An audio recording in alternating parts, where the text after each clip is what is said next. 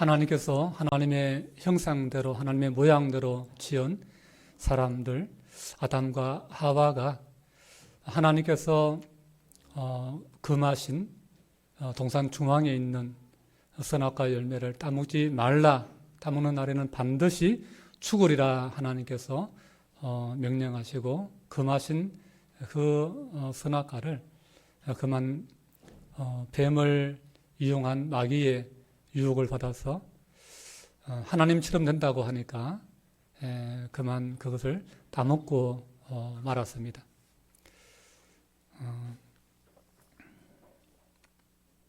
하나님께서 그 왜 선악과를 따먹지 말라고 하셨나?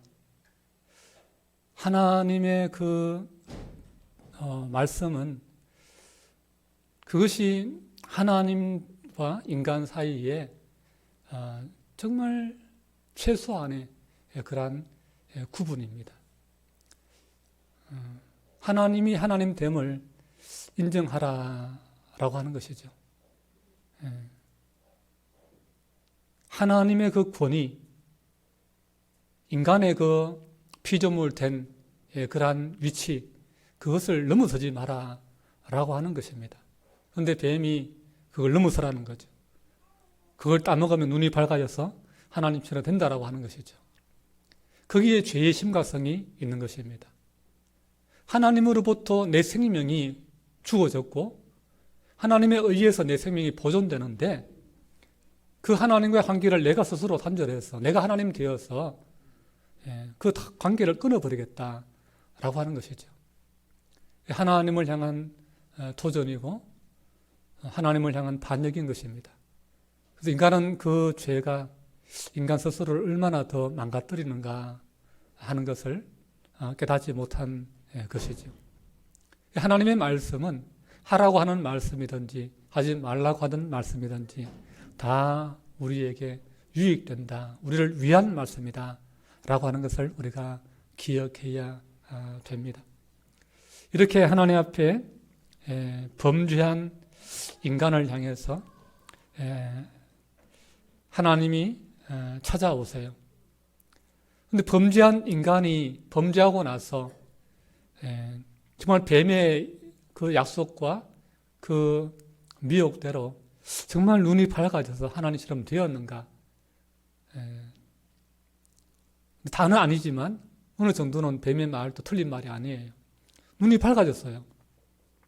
눈이 밝아져서 제일 먼저 보게 된 것은 내가 하나님이 되었네 이것이 아니라 내가 지금 벗고 있구나.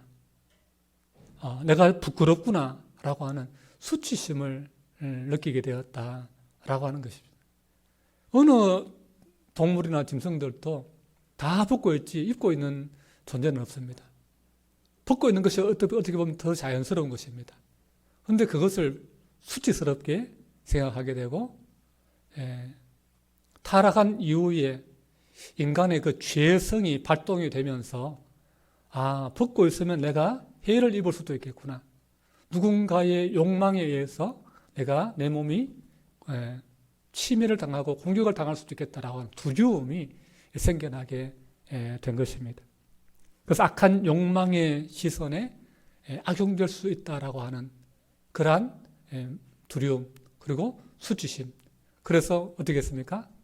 무화과 나무 잎을 잘라다가 그것을 엮어서 치마를 만들어 입었습니다. 그러나 그것은 그들의 죄의 문제를 해결해 주지 못합니다. 왜냐하면 그건 하루만 지나면요, 그건 다 말라지거든요. 그리고 무화과 나무 잎을 보신 분은 알지만 굉장히 거칩니다. 굉장히 거칠어요.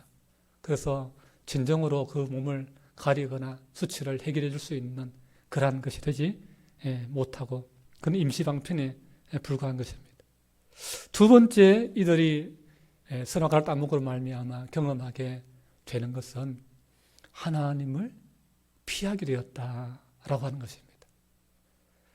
선악과를 따먹는 그날도 하나님이 아담과 하와와 함께 사귀고 또 우정을 나누기 위해서 찾아오셨습니다. 그런데 하나님이 오시는 그 소리가 들리자 아담과 하와는 급히 그 얼굴을 피합니다. 피하여서 도망을 칩니다. 도망을 쳐서 어디에 숨습니까? 나무 사이에 숨습니다. 우리 8절 말씀 우리 같이 읽습니다. 시작. 그들이 그날 바람이 불 때 동산에 그리시는 여호와 하나님의 소리를 듣고 아담과 그의 아내가 여호와 하나님의 낯을 피하여 동산 나무 사이에 숨은지라. 아멘. 두 번째 일어난 변화는 하나님에 대한 두려움과 죄책감을 가지게 되었다는 것입니다. 그래서 하나님 면전에서 숨었습니다. 이전에는 하나님이 오시면 두렵다는 생각이 하나도 안 들었습니다. 한 번도 하나님을 피해서 도망쳐야 되겠다는 생각을 가지지 않았는데 선악과를 먹은 후에는 하나님에 대한 두려움으로 숨고 도망치게 된 것입니다. 선악과를 먹고 하나님처럼 된 것이 아니라 하나님처럼 재려고 선악과를 먹은 자신이 얼마나 추악한 죄인인지 심각한 그 죄책감과 불안에 사로잡히게 되는 현상을 겪게 된 것입니다. 여러분, 쉽게 그 돈을 벌 수 있다는 그러한 사기꾼들의 달콤한 그 꾀임에 속아서 범죄에 연루되고 돈 잃고 또 그 몸과 마음이 완전히 다 무너지는 그런 어떤 청년들의 그 이야기가 뉴스에 간혹 이렇게 나오지 않습니까? 그래서 그들이 뒤늦게 하는 말이 세상을 너무 쉽게 생각했다. 그렇게 말합니다. 그리고 내가 왜 그렇게 바보같이 그런 말을 믿었나. 그런 참 지금 생각해 보면 왜 되도 안 한 그런 말을 내가 믿고 거기에 내가 넘어졌나. 빨리 그 말을 깨닫지 못하고 적당히 손해볼 때에 그걸 아니다 생각하고 나와야 되는데 그걸 나오지 못하고 계속 당하고 또 당하고 또 당하고 해서 마치 완전히 막 그의 마음이 삶이 무너질 만큼 인생을 포기하고 싶을 만큼 그런 형편이 될 때까지 당하는 거예요. 때늦은 후회를 하는 거예요. 그럼 마귀의 유혹이 그렇습니다. 마치 나를 행복하게 해줄 것처럼 그게 굉장히 중요하고 의미 있고 가치 있는 일인 것처럼 그걸 하면은 마치 내 삶이 멋있고 뭐 행복하게 될 것처럼 그렇게 우리의 허영심을 부추기고 헛된 야망과 헛된 욕심을 충족이라는 겁니다. 여러분, 죄라고 하는 것은 결국 욕심이 잉태하여서 죄를 낳고 죄가 장성하여서 사망에 이르도록 하는 것입니다. 이게 죄의 원리입니다. 여러분, 마귀의 유혹은 너무나 달콤합니다. 그러나 그것이 하나님과 멀어지게 하는 것이라고 한다면, 하나님이 기뻐하지 않는 것이라고 한다면 우리는 나의 영혼을 절망으로 어둠으로 이끈다는 사실을 우리는 깨달아야 됩니다. 아무리 그것이 달콤하고 좋아 보여도 하나님 말씀과 다르면 여러분 하지 마세요. 그 길로 가지 마세요. 하나님이 기뻐하지 않는 일이라고 한다면 아무리 내게 좋은 것을 준다고 해도 아무리 그것이 멋있어 보인다 할지라도 그거 하지 마세요. 반대로 선악과를 따먹지 말라라고 하는 말씀처럼 그 말씀이 아무리 이해가 되지 않고 그 말씀이 내 마음에 들지 않는다 할지라도 그 금하신 말씀을 지키는 것이 내게 복이고 유익이다라고 하는 사실을 우리는 잊지 말아야 됩니다. 그럴 때 우리가 부모님이 그런 말씀하잖아요. 부모 말 들으면 자다가도 떡이 생긴다. 혹시 자고 일어났더니 떡 생긴 분 있습니까? 없지요. 근데 무슨 말입니까? 부모가 자식이 하는 말은 하나도 자식에게 해야 될 말이었다는 거예요. 다 자식을 위한 말이지. 자식 잘 되라고 하는 말이지. 그렇기 때문에 부모 말 듣는 것이 어린 자녀들이 죄의 유혹에 빠지지 않고 잘못된 길로 가지 않고 바르게 자라나고 올바른 길, 올바른 사람, 좋은 사람으로 된다는 겁니다. 하물며 하나님께서 사람을 너무나 사랑하셔서 자기의 형상, 자기의 모양대로 만드실 만큼 특별히 사랑하신 유일한 존재가 아닙니까? 또한 하나님이 만드신 모든 만물을 다스리고 정복하도록, 지배하도록 통치권을 위임해 주신 그런 복을 인간에게 주신 좋으신 하나님이신데, 설마 하나님께서 나쁜 걸 하나님께서 금하셨겠습니까? 하나님께서 나쁜 걸 시키겠습니까? 하나님 말씀 들어야 하는 겁니다. 다른 게 복이 아니에요.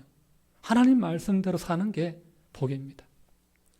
하나님의 형상대로 지음받은 사람은 하나님과 너무나 친밀하고 우정을 나누고 사랑하고 존경하는 좋은 사이였습니다. 근데 인간이 하나님의 말씀을 의심하고 하찮은 피조물인 뱀의 유혹에 넘어감으로 이 아름다운 관계가 망가져 버렸습니다. 놀랍게도 이전에는 하나님이 오시는 것이 느껴지면 설레고 기쁘고 반갑고 막 달려가고 그랬는데, 이제는 하나님이 오시면 피하고 도망치고 숨게 되었습니다. 이것이 죄가 가져온 변화입니다. 죄를 범하고 나면 이전과 똑같을 수가 없는 거예요. 여러분, 누군가 나를 의심하고 배신하면 이전과 그 사람과의 관계가 똑같을 수는 없는 것입니다. 배우자가 바람을 피우면 절대 이전과 같은 감정이 생길 수 없는 것입니다. 죄는 반드시 그 대가를 요구하게 되어 있습니다. 심지어 그 무지한 짐승도요, 자기에게 무리한 짓을 하면요, 상대를 응징하더라고요. 뒷발로 차고 막 머리로 떠받고 막 자기에게 못되게 하면 그렇게 하더라고요. 하물며 인간은요, 어떤 짐승들보다 그 사리 분별이 분명한 이성을 가졌고 양심을 가졌고 영혼을 가진 그러한 인격적이고 도덕적인 존재이기 때문에 이 잘못에 대한 그 양심의 가책, 도덕적인 그런 책임감을 더 크게 가지는 것이 인간입니다. 그러니 선악과를 따먹으면 반드시 죽으리라는 이 하나님의 경고를 무시하고 하나님처럼 되고자 선악과를 따먹은 그 반역의 죄를 범한 아담과 하와는 이성과 양심과 인격이 깃든 그 도덕적 책임감으로 인해서 죄의 대가를 감당해야만 하는 것입니다. 그 받은 사랑과 그 받은 권리만큼 그에 따른 책임도 인간에게 주어졌다라고 하는 것을 우리가 알아야 됩니다. 그런데 죄는 범하되 그 죄값을 치르지 못하고 해결하지 못하는 것이 이거 인간의 문제입니다.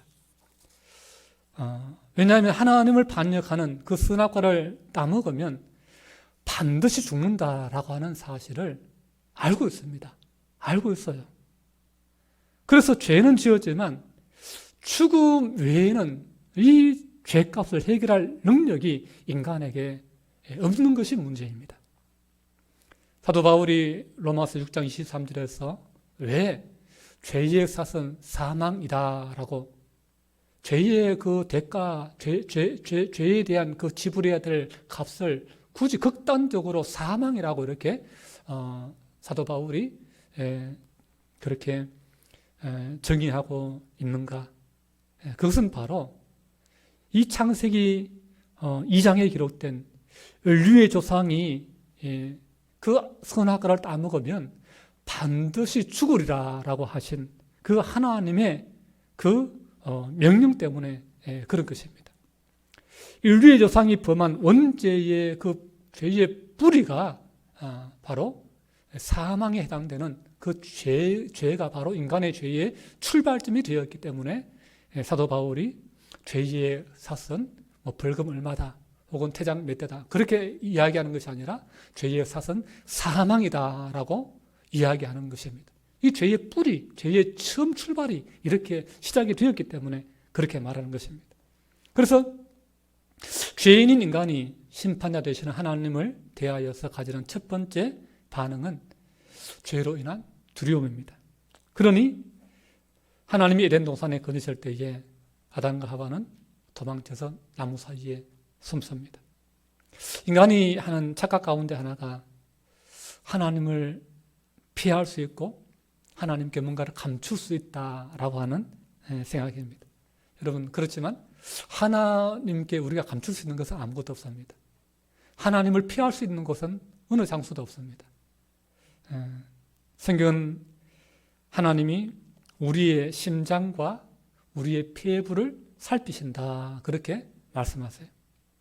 그리고 시편 139편에 보면은 우리가 하늘에 올라갈지라도 하나님 거기 계시고, 우리가 서울 죽음의 그 깊은 그곳에 내려가 내 자리를 펼지라도 거기 하나님이 계신다, 그렇게 말씀하세요.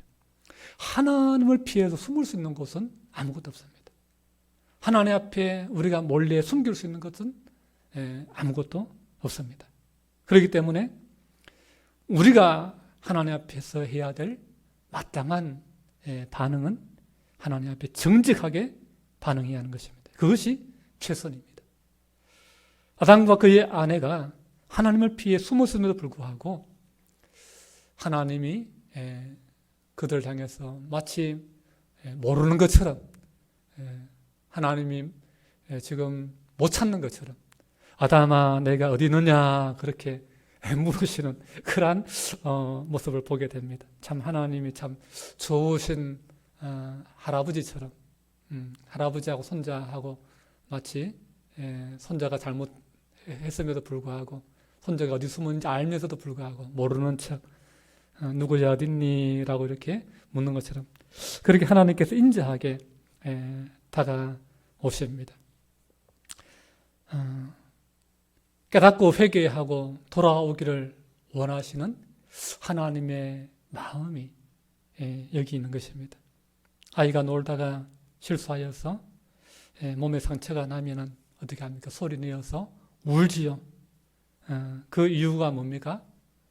물론 다쳐가지고 아파서 우는 것도 있지만 내가 울므로 말미암아 누군가로부터 도움받고 싶은 그 마음이 있기 때문에 그런 거예요. 나 좀 빨리 내 아픈 걸 알고 와서 도와주세요 라고 하는 그 요청이 그 속에 있는 것입니다. 그런데 어떤 상황에서는 문제를 드러내지 않고 숨기려고만 할 때도 있습니다. 지금 아담의 경우가 바로 그런 것이죠. 네가 어디 있느냐라고 하는 질문에 아담은 내가 두려워서 숨었습니다. 그렇게 대답을 합니다.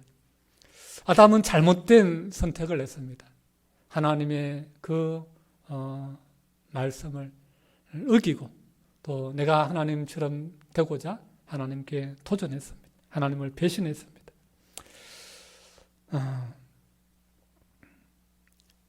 그리고는 어이없게도 그동안 자신의 유일한 보호자가 되시는, 자신의 생명의 근원 되시는 그 하나님을 피해서 도망하고 숨었습니다.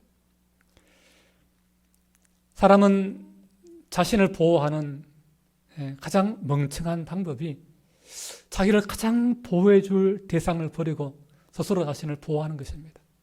그런데 스스로 자신을 보호하려고 할 때 늘 문제가 되는 것이 이 숨기기와 핑계입니다. 내가 어디 있느냐라고 하나님께서 묻는 그 질문에 아담은 내가 벗어섬으로 두려워하여서 숨은나이다 라고 대답했습니다. 아담은 정답을 말하지 않고 숨기기에 여념이 없습니다. 두렵다는 것은 사실이지만 두려움 그 원인을 감춘 것입니다. 내가 하나님 앞에 죄를 범했습니다. 하나님 먹지 말라고 한 그건 내가 먹었습니다. 그래서 내가 너무나 무서워서 지금 숨었는데 하나님 내가 잘못했습니다. 하나님 죄송해요. 그렇게 숨기만 할 것이 아니라 자기의 죄를 하나님 앞에 인정을 하고 정직하게 하나님 내가 잘못했습니다. 용서를 구해야 되는데 계속해서 숨기만 하는 거예요. 하나님께서 안타까운 마음으로 물으시죠. 누가 너의 벗었음을 내게 알렸느냐? 내가 내게 먹지 말라고 한 그 명한 나무 열매를 네가 먹었느냐라고 11절에 물으십니다. 하나님 굉장히 인격적인 분이세요. 범죄한 줄 다 알고 있지만 바로 심판의 불을 내리거나 분노하지 않으세요. 차근차근 인격적으로 대하시면서 자초지정을 물으시죠. 그런데 하나님의 물음에 대한 아담의 반응이 문제입니다. 우리 12절 말씀 우리 같이 읽겠습니다. 시작. 아담이 이르되 하나님이 주셔서 나와 함께 있게 하신 여자 그가 그 나무 열매를 내게 주므로 내가 먹었나이다. 아멘. 아담이 하나님의 심판이 두려워 나무 뒤에 숨어 있었다가 발각되었습니다. 그럼에도 아담은 하나님께 용서를 구하지 않습니다. 더 이상 숨기기가 더 이상 먹히지 않으니까 이제는 핑계를 댑니다. 하와 때문에 먹었다는 겁니다. 하나님이 내게 주신 그 여자, 그가 내게 그 열매를 주어서 내가 먹었다는 거예요. 내가 먹고 싶어 먹은 것이 아니라 저 여자 때문에 내가 먹었다. 그렇게 말합니다. 하나님께서 하와에게 너는 왜 먹었느냐 하니까 하나님 안 먹으려고 했는데 저 뱀이 나를 유혹해서 저 뱀이 주어서 내가 먹었습니다. 그리고 또 뱀에게 또 모든 책임을 전가시킵니다. 하나님의 질문의 의도가 뭘까요? 지금 핑계를 대라고 하나님이 물으시는 거예요? 아니에요. 하나님이 물으시는 의도는요, 회개하라는 거예요. 빨리 잘못했습니다라고 말하고 회복하기를, 다시 하나님과 관계를 회복하기를 하나님은 기대하시는 거예요. 근데 숨기고 핑계를 댄다면 이 용서와 회복의 길은 점점 더 멀어질 수밖에 없다라고 하는 사실을 아셔야 됩니다. 그렇죠. 자식이 잘못했을 때 부모가 다 알고 있는데 인정하고 잘못했으면 빌면 되는데 숨기려고 하고 계속 핑계를 대려고 하고 엉뚱한 소리 하고 그럴 때에 결국은 혼이 나게 되는 거죠. 징계를 받게 되는 것입니다. 오늘날 또 인간의 모습은 마찬가지입니다. 죄를 짓고서 잘못하고서 오히려 큰 소리치는 것을 보게 됩니다. 자존심 때문에 본인 잘못했음을 분명히 그 양심이 알고 있으면서도 숨기려 하고 숨기는 게 안 되면 내가 술을 먹어서 제정신이 아니었다. 심신미약이다. 그러면서 또 핑계를 대면서 자기의 죄를 모면하려고 합니다. 이것이 죄악된 인간의 모습입니다. 아담은 하나님께 용서를 구하지 않습니다. 오히려 아담이 하나님께 응답하는 태도는 나는 잘못이 없다라고 하는 거듭된 태도입니다. 선악과를 먹기는 했지만 하나님이 베풀어 주신 그 여자, 그가 주어서 먹었다 변명합니다. 아담을 그 여자의 유혹 때문에 선악과를 먹었다고 하와에게 모든 책임을 전가했습니다. 이것이 아담의 첫 번째 실수입니다. 그리고 여자에게 책임을 전가하기 전에 뭐라고 합니까? 하나님이 주셔서 나와 함께 하게 하신 여자라고 말합니다. 하나님이 여자를 주셨기 때문이다 라고 말합니다. 결국 여자에게도 문제를 전가하지만 또 다른 문제를 하나님께도 전가하고 있다 라고 하는 것입니다. 이게 바로 비굴한 인간의 모습인 것이죠. 대부분의 많은 사람들은 자신의 죄를 솔직하게 말하지 않거나 축소합니다. 그리고는 궤변을 늘어놓습니다. 왜 하나님이 선악과를 만들어서 이렇게 유혹을 받게 하느냐? 왜 인간이 그걸 선택할 수 있는 권한을 인간에게 주셨느냐? 왜 죄에 대한 벌을 하나님이 죽음이라는 벌을 정해 놓으셔서 그렇게 인간을 하여금 고통받게 하느냐? 그러면서 이런저런 핑계를 계속 자기의 죄를 인정하려고 하는 것이 아니라 어떻게든 간에 자기의 죄를 모면하려고 어떻게든 다른 사람에게 뒤집어 씌우려고 심지어 하나님에게까지 뒤집어 씌우려고 하는 것이 인간의 죄성이다. 죄를 지은 인간의 그러한 이 본능이다 라고 하는 것입니다. 이것이 궤변이고 자기 모순입니다. 이것은 다르게 말하면 사람을 왜 하나님이 개나 돼지처럼 그렇게 수준 낮게 그렇게 그냥 명령하는 대로 복종하도록 그런 존재로 만들지 않았느냐라고 하는 따지는 것과 같은 것입니다. 개와 돼지는요, 짐승은요, 죄에 대한 갈등이 없습니다. 양심이나 도덕의 판단 기준이 없습니다. 자기를 만드신 창조주에 대한 영적인 감각이 없습니다. 하나님은 그렇게 인간을 만들지 않으셨어요. 하나님은 인간을 너무나 사랑하셔서 인간을 하나님 닮은 존재로 만들었다니까요. 하나님 비슷하게. 옳고 그른 것을 선택할 수 있는 분별력이 있게 선악과 외에 하나님이 창조하신 모든 것을 다스리고 정복하고 그것을 누릴 수 있도록 하나님과 우정을 쌓으면서 하나님과 인격적인 관계로 지낼 수 있는 그런 영적이고 인격적인 존재로 인간을 만드신 거예요. 그럼에도 불구하고 인간은 하나님을 반역하는 죄를 짓고 나서 숨기고 핑계하고 그 책임을 심지어 하나님에게까지 전가하려고 하고 있다라고 하는 것입니다. 사랑하는 성도 여러분, 성경이 우리에게 끊임없이 반복적으로 주는 메시지는 바로 잘못을 솔직하게 인정하고 회개하라는 것입니다. 불평하고 변명하고 남에게 책임을 돌리지 말고 잘못한 것은 잘못했다라고 그리고 마음을 고쳐먹고 회개하라는 것입니다. 오늘 본문 15절은 바로 이 인간에게 드리워진 이 반드시 죽으리라고 하는 이 사망의 운명을 하나님이 과연 어떻게 벌하시는가? 어떻게 인간에게 적용하시는가? 어떻게 이 문제를 인간에게 드리워진 이 문제를 운명을 하나님이 어떻게 다루시고 해결하시는가 하는 것을 우리에게 말씀해 주는 놀라운 복음적 예언을 담고 있습니다. 우리 15절 말씀 같이 읽겠습니다. 시작. 내가 너로 여자와 원수가 되게 하고 내 후손도 여자의 후손과 원수가 되게 하리니 여자의 후손은 내 머리를 상하게 할 것이요 너는 그의 발꿈치를 상하게 할 것이니라 하시고 아멘. 먼저 우리가 알아야 하는 것은 여기에 나오는 뱀은 단순히 우리가 숲에서 보는 뱀이 아니고 마귀 사단이라고 하는 사실입니다. 요한계시록 20장 2절에 보면 이렇게 말씀하고 있어요. 용을 잡으니 곧 옛 뱀이요 마귀요 사단이라 라고 분명하게 말씀해 주고 있기 때문에 그렇습니다. 그 옛 뱀 그것은 곧 마귀요 사단이다 라고 하는 것이죠. 15절에서 우리가 알 수 있는 것은 첫 번째 뱀이 여자와 원수가 되고 그의 후손도 그 여자의 후손과 원수가 된다라고 하는 이 말씀을 통해서 장차 인류는 오랜 세월 계속해서 마귀와 서로 싸우게 될 것이고 마귀로 인해서 계속 고통을 받게 될 것이다 라고 하는 것을 우리가 알 수 있습니다. 두 번째는 여자의 후손이 뱀의 머리를 상하게 한다라고 하는 말씀에서 이 상하게 한다라고 하는 그 원어적인 의미를 보면요 짓밟는다라고 하는 뜻이 있어요. 짓밟는다. 그러니까 치명상을 입힌다라고 하는 것이죠. 다시 말하면 여자의 후손이 마귀 사탄을 거의 반 죽여놓는다. 마귀의 머리를 짓밟아 놓는다 라고 하는 그 의미가 담겨져 있습니다.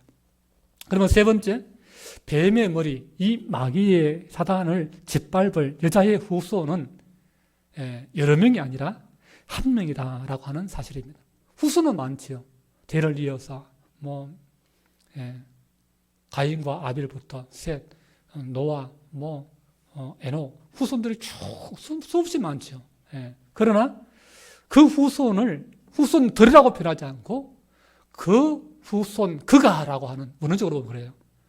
여자의 후손 그가라고 하는 단수 3인칭 남성 단수형을 쓰고 있습니다. 후손 중에 한 명을 가리키고 있다라고 하는 것이죠. 그 원수 마귀의 머리를 밟을 도대체 그 위대한 그 후손이 누군가라고 하는 그 의문을 가지게 만드는 것이죠. 성경은 우리가 좀 더 창세기를 넘어서 읽어보면 그 후손이 누구인지 좀 더 우리에게 말씀해 주고 있습니다. 우리 이사야 7장 14절 말씀 좀 띄워주시고 이사야 7장 14절 말씀 우리 함께 읽습니다. 시작. 그러므로 주께서 친히 징조를 너희에게 주실 것이라. 보라 처녀가 잉태하여 아들을 낳을 것이요 그의 이름을 임마누엘이라 하리라. 아멘. 여자에게서 태어날 후손, 처녀의 몸에서 태어날 잉태할 아들이 있다는 것입니다. 그런데 그 아들의 이름이 임마누엘이다 라고 하는 것이. 임마누엘이 뭡니까? 하나님이 우리와 함께 하신다. 그러니까 여자의 몸에서 태어날 아들인데 그 아들은 하나님과 같은 그런 존재, 그런 존재가 여자의 몸을 후손을 통해서 한 아들을 우리에게 보내신다라고 하는 것이죠. 그분이 누굴까요? 바로 예수님이에요. 예수님. 예. 놀라운 말씀이 아니지 않을 수가 없습니다. 예.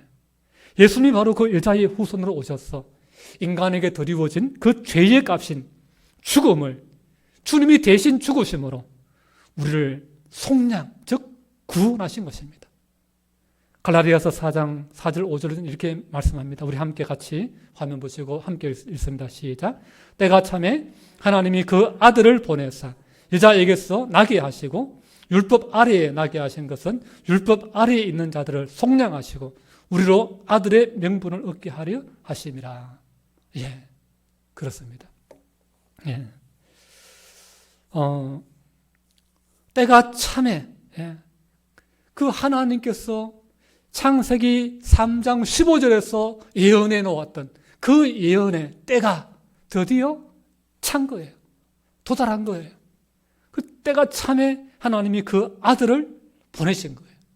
그래서 여자에게서 나게 하시고 여자의 후손으로 그가 오겠다 했는데 그가 바로 예수님이 여자에게서 나게 하신 거예요. 그리고 율법 아래에서 나게 하셨다라고 하는 것은 무슨 말이냐? 하나님의 법 아래에 나게 하셨다는 거예요. 선악과를 먹지 말라 하는 것도 하나님의 법이에요.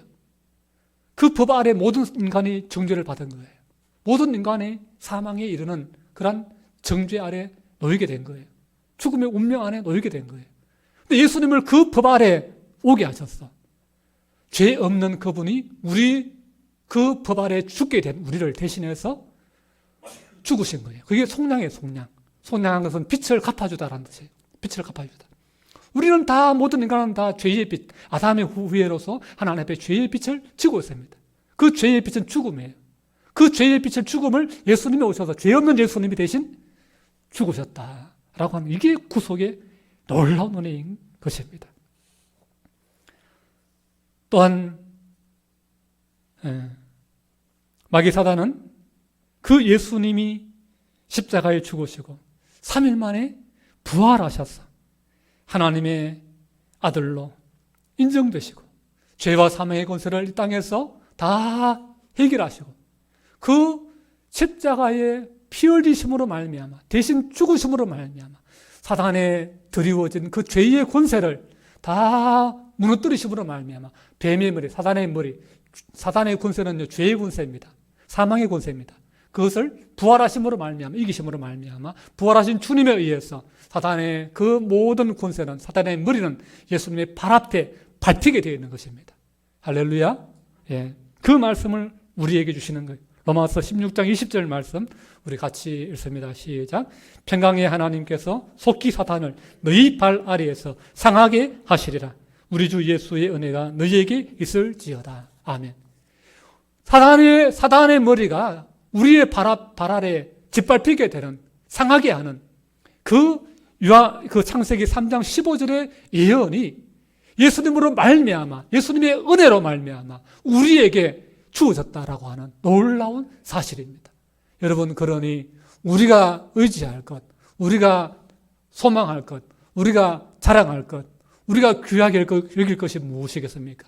이 세상의 것들이 아니라 우리를 구원하신 예수님의 구속의 은혜인 줄 믿습니다. 하나님이 우리에게 보내신 하나님의 아들 예수님인 줄로 믿습니다. 그분은 우리가 의지하고 나가야 되는 것입니다. 예수님이 우리를 구원하시는 거예요. 예수님이 우리를 지키시는 거예요. 예수님이 우리에게 능력을 주시는 거예요. 예수 이름이 능력인 것입니다. 그 이름보다 위대한 이름은 없습니다. 그 이름 앞에 모든 마귀의 권세는 무릎 앞에, 그 발 앞에, 발 아래 엎드리게 되어 있는 줄로 믿습니다. 그 주님의 이름을 힘입어서 승리하는 주님의 은혜를 날마다 찬양하는 우리 모두가 될 수 있기를 주님의 이름으로 축복합니다. 기도합니다. 하나님 감사합니다. 이 시간 주님의 귀한 말씀 통해서 하나님이 범죄한 우리 인간을 범죄하였음에도 불구하고 바로 죽음으로 벌하지 않으시고 하나님이 새로운 약속을 주셔서 죽을 운명에 처한 우리를 구원한 구속의 역사를 하나님 진행해 나가시는 것을 보게 됩니다. 하나님의 그 사랑을 오늘 우리가 깊이 깨닫게 하셨어. 이 주님의 죽음을 묵상하는 이 종려 주일, 이 고난 주간에 주님 더욱더 내 마음에 모시고 예수님으로 말미암아 내가 받은 그 은혜가 얼마나 귀하고 하나님이 나를 얼마나 사랑하시는가 하는 것을 다시 한번 깊이 깨닫고 우리 하나님을 사랑하며 마음과 뜻과 힘을 다해 우리 하나님을 사랑하고 높이며 주님이 우리에게 보여주신 십자가 그 구원의 길로 날마다 나아가며 주님 의지하여 믿음으로 승리하며 주님 나라 위에 살아가는 우리 모두가 되게 하여 주시옵소서. 예수님 이름으로 기도하옵나이다. 아멘.